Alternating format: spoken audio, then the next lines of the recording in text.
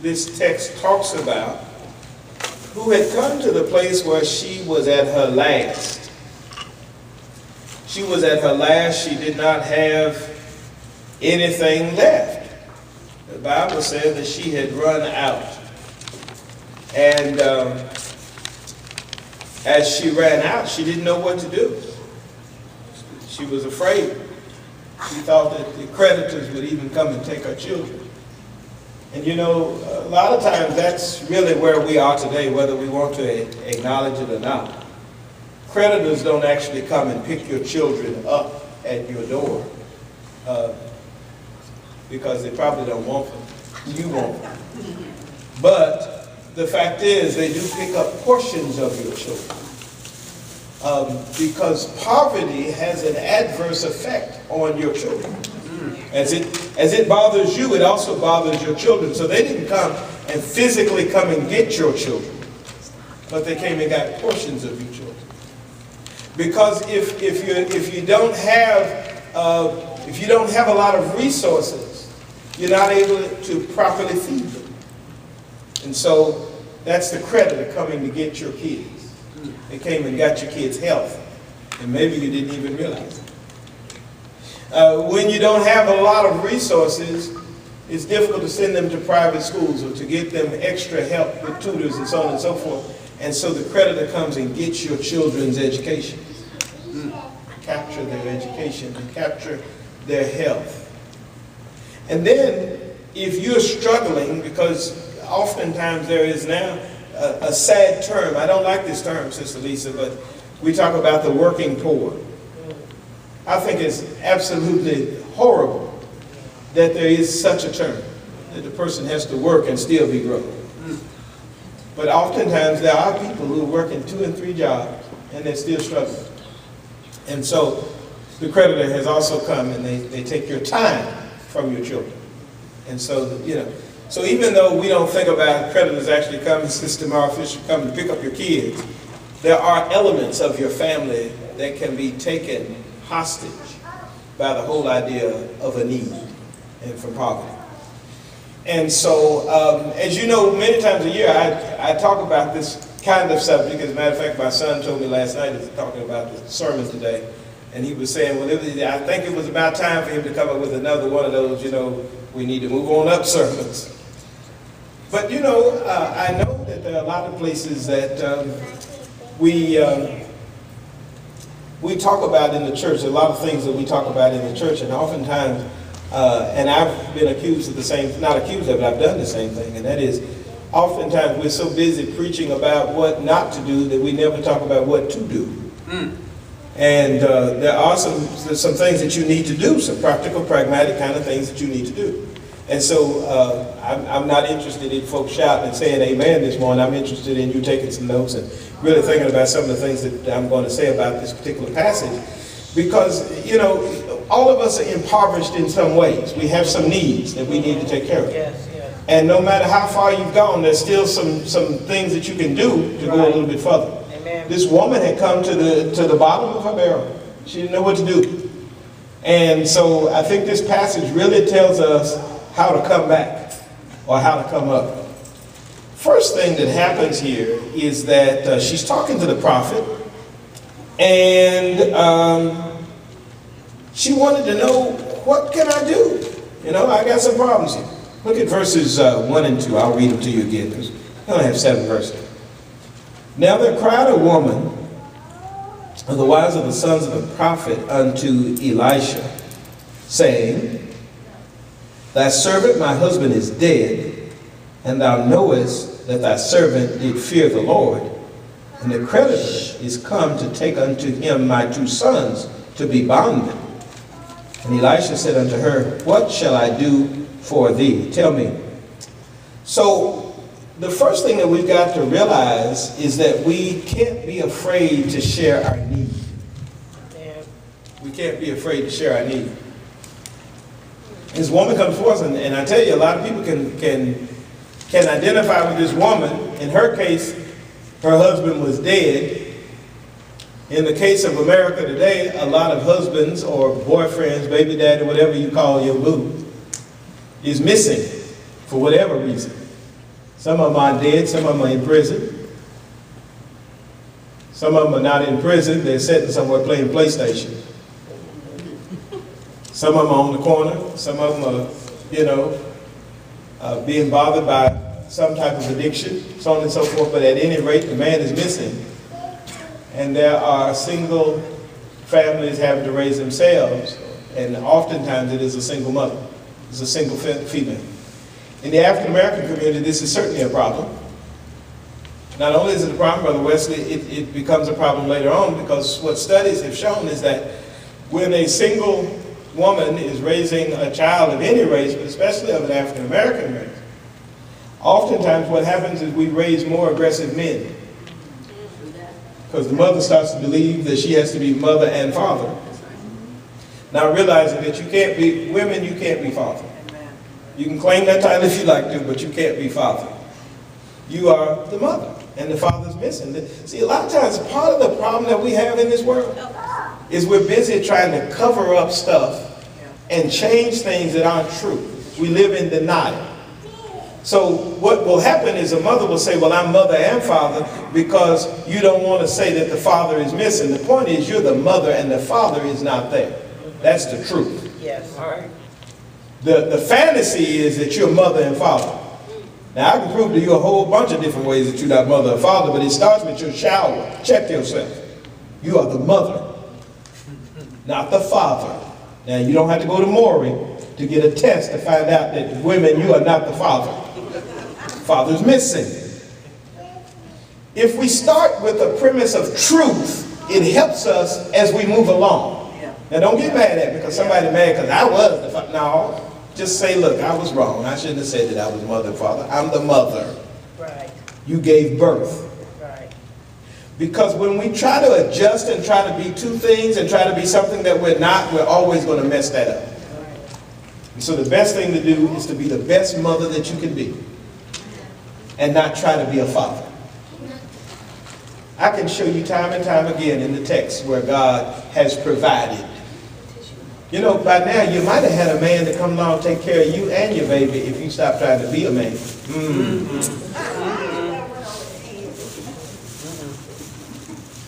Perhaps you didn't get sent a father because you was busy being the father. And so we need to say, hey, I'm the best mother possible. The man is missing. So this woman definitely is a woman who can identify. But she was willing to share her need. She shared it with him and said, hey, look, I'm at the bottom, the man's missing, my children are at risk, I need help. And sometimes that's part of our issue is that we're not willing to say that, hey, I need help. That's what your church family is for. Sometimes you got to come and just say, look, I got some problems. Now, this is not a invitation, and this is not, don't know, I don't want anybody to leave here and get the wrong impression. Pastor is not saying this is an opportunity for a hookup. So don't go sharing your need with Sister Turner's husband. Yeah, that could get you in trouble. I heard Jackie a fight. You know, I'm just being honest. You know, you share your need with the appropriate person. You know, women share their need with women and men share their need with men. You don't go sharing across the aisle like that. And Sister Kelly will tell you in a minute, women come to me, I just slide them right on Sister Kelly. Let me talk to her. Because, I mean, it is important to share your need, but it is also appropriate to share your need in the right place. Okay? So we need to share our need, but then the first thing he says to her is, what do you have? He asks her, what do you have? So we not only need to not be afraid to share our need, we need to take inventory. This is time when we say, well, hey, let's seek the truth. What do you have? Now, part of the time, we don't go forward because we don't even know what we have to start with. I hear people all the time say they don't have food. The cabinet's full. And well, why is the cabinet full? We don't eat that. Why is it in your cabinet? You know, the first thing that you need to do is take inventory. Perhaps you need to take the stuff that you don't eat and at least give it to somebody that will eat it. And somebody might trade you. Or either you need to look up a recipe and find out how to do it. Do you know that on the internet today they actually have free recipe guides based on what you have? So you actually can go online and get it and pull up well, they have it for your apps too on your phone. You can get it and just say, for instance, you have green beans and corn and gravy, I guess, in your cabinet. You enter that in and tell it what you have, and it'll tell you what to cook. So see, again, what do you have? That's the first thing that you need to do. What resources are available to you? In the city of Columbus, one of the resources that's available to you is a job.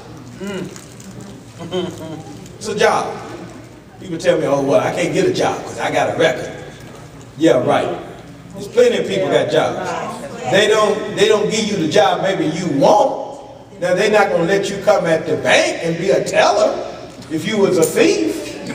You know, you can't go work at daycare if you was a pedophile, but you can get a job, just may not be the job you want. But in the city of Columbus, now there are places that don't have jobs. But citizens of Columbus, Monday through Friday, 9 to 5, should be running up and down High Street just shouting. People should be, really, Columbus is the kind of city where if you walking down High Street, people are like, hallelujah, because we got jobs in Columbus. Other places actually don't have jobs. There are no jobs. But Columbus, come on. People telling you I don't have a job. There's so many businesses and warehouses, hospitals. You can get a job in Columbus. I know people change jobs like they change their shorts because there are jobs out there. The people who have problems is the business owners. They have problems trying to keep workers. But you can get a job. And so what do you have? Columbus, you have the opportunity to have a job. Liberty Hill, you have the opportunity and you have the resource of family. Because this is a family church. We help each other. So you got to take inventory, say, what do I have? But then what happens is he asked her what she had, and then he told her, he said, look, you got these pots, these vessels. He said, go and borrow some vessels. Go and borrow some pots.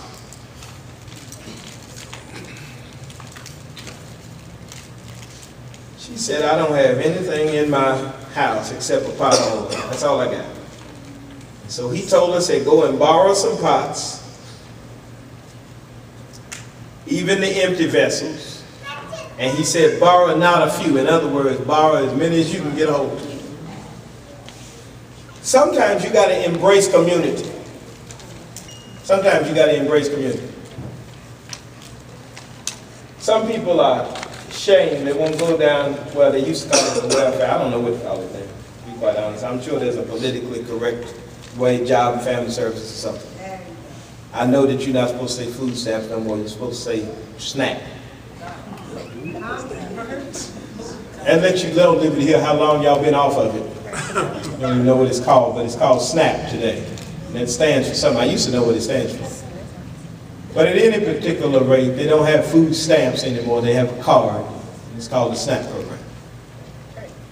Now, first thing first, let me tell you something, black people.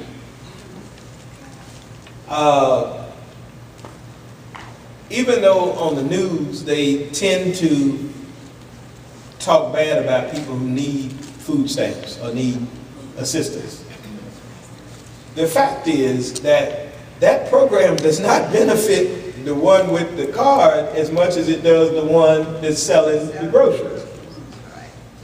It is a subsidy, and back when they actually had food stamps, it was on the actual food stamp. It is a subsidy for the people who are selling the groceries. And so really, when we talk about welfare, welfare is more for the rich than it is for the poor. Because it is Kroger and the Kroger distribution system and the farmers that own the industrial farms. Not when we think farmer, we think somebody with a tractor in the backyard. No, these are companies that have chemicals, and they've got miles and miles of land and miles of greenhouses and so on and so forth.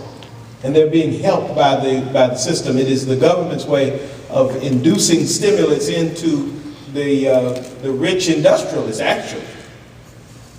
And they just happen to sometimes benefit the poor. When you need help, get help. I'm not an advocate of staying on help when you don't need it. Don't lie and tell people that you know, so on and so forth. But when you need it, get it. That's why it's there. Because they make everybody in this room pay some kind of tax. If you avoid the income tax, and you at least got a sales tax, everybody in this room pays some kind of tax. And you know why we pay those taxes? We pay those taxes so that you can be helped. Now let me say this. Don't get mad at this church or any other church if they don't have the ability to feed your family.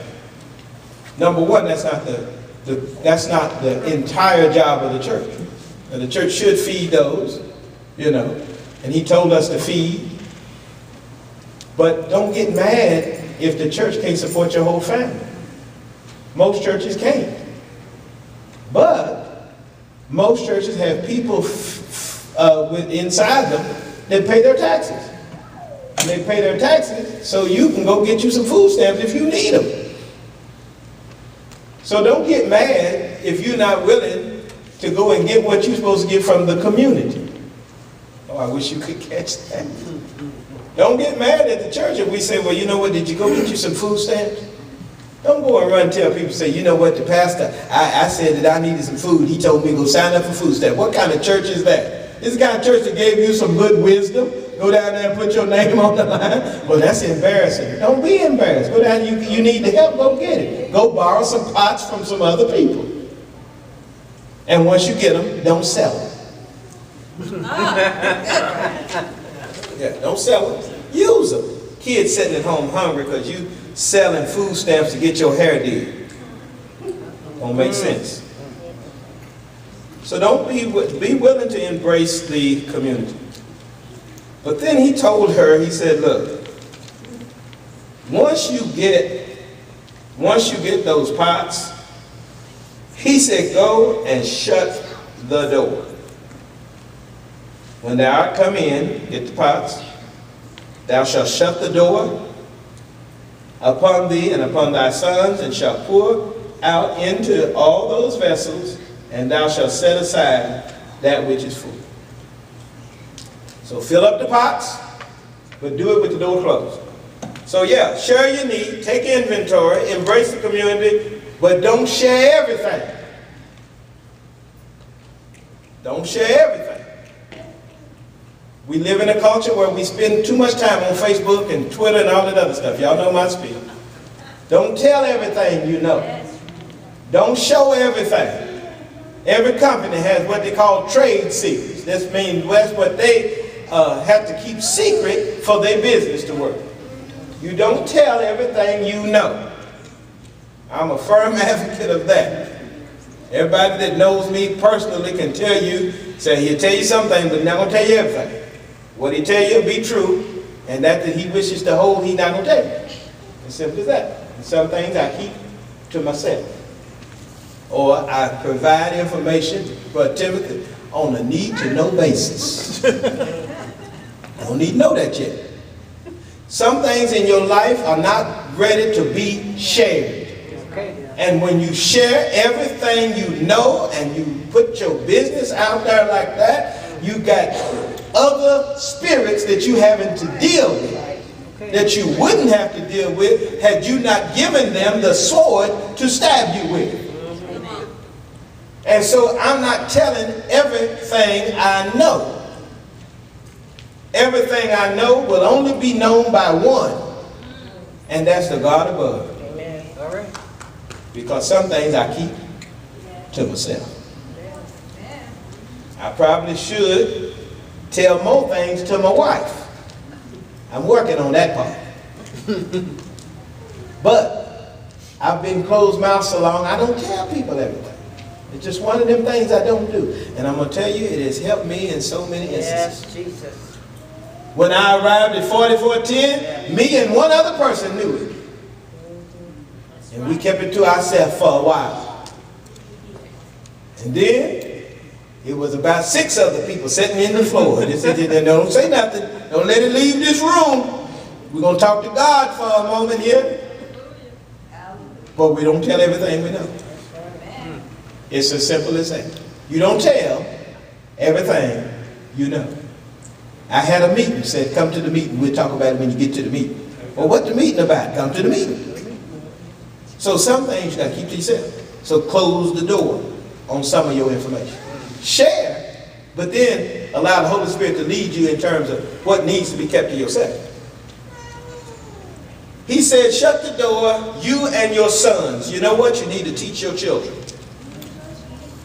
You need to teach your kids. Far too often, part of the problem is we haven't shared the struggle with the kids. I believe in a family meeting. I remember when Jasmine looked up to what? I remember when Jasmine was still in high school, I called family meetings. She'd be having fits. How long are we going to sit in this meeting? But I want you to know when the light bill goes up. I want you to know when the gas bill goes up. I want the kids to know what I know about that. Because if you don't teach your kids and you walk around here broke because you buying Jordans when you can't afford them, when what you really need to tell them kids is I can't afford it, and you're going to have to get some kids. Do they still have kids? Yeah. They must. Oh, do they still have it? Well, we can tell that your mama never bought you kids. We can see what income bracket they came from, U.S. military. We can see where they came from. She said, some what? That's what you get when you don't have the name brand, the kids. Or you might even get Georgians. Yeah. Anybody know about Walmart know that that brand is the George brand. You might get Georgians. But at any rate, tell your kids, teach them that, you know what, we don't have it like this. We don't have so much sugar that you can just leave it all on the counter. We don't have so much cereal that you can decide that I don't want this no more. It got salty while I was watching TV. We don't have so much that you can say, I don't like the milk. Why did you pour the milk in the bowl if you don't like the milk? See, it got quiet, didn't it? I'm not going to let you pour out my milk just so that the cereal can swim in it for a minute and then you throw it out. No ma'am, no sir. You put that milk in that bowl, you finish that milk. Now if you just wanted a dab of milk, you better pour some in the cap and pour that over there. But whatever you put in that bowl, make sure you consume it because it costs us.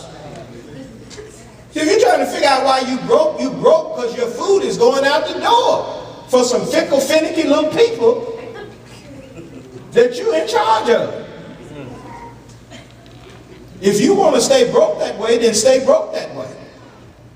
But I guarantee you this, them same people that's pouring out your food today, they won't be back to help you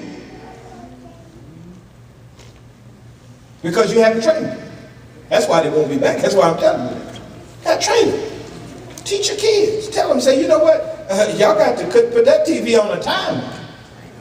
They won't play all night while you sleep. Y'all got to turn my lights off.